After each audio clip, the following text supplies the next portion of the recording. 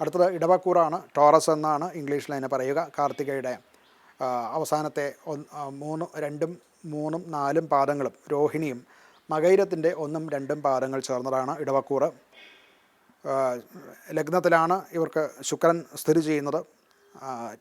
അവരുടെ ജോലി അഥവാ പ്രൊഫഷണൽ ആയിട്ടുള്ള കാര്യങ്ങളിൽ അവരുടെ പ്രവൃത്തി മുഖാന്തരം ഉണ്ടാകുന്ന ആകർഷണീയതയും അതുകൊണ്ടുണ്ടാകുന്ന സ്ഥിരതയും ഒക്കെ കൂടും. മറ്റുള്ളവരാൽ അംഗീകരിക്കപ്പെടുകയും ശ്രദ്ധിക്കപ്പെടുകയും ഒക്കെ ചെയ്യും. അതുകൊണ്ട് തന്നെ ജോലി സംബന്ധമായിട്ട് പ്രൊഫഷൻ സംബന്ധമായിട്ട് അവർക്ക് അനുകൂലം തന്നെ എന്ന് പറയേണ്ടി വരും. ധനസ്ഥിതിയും മെച്ചം തന്നെയാണ്.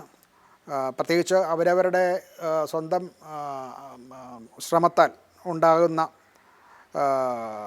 പരിശ്രമം കൊണ്ടുണ്ടായ പ്രൊജക്റ്റുകളിൽ നിന്നുണ്ടാകുന്ന ധനലാഭം ഇവർക്ക് ഉണ്ടാകുന്നതാണ്. ആരോഗ്യപരമായിട്ട് ശരീരത്തിന് സൗഖ്യം തന്നെയാണ് ഉള്ളത്. എന്നാൽ ആഹാരപരമായിട്ട് അഥവാ ദഹന സംബന്ധമായിട്ടുള്ള ചില പ്രശ്നങ്ങൾ ഉണ്ടാകാൻ സാധ്യതയുണ്ട്.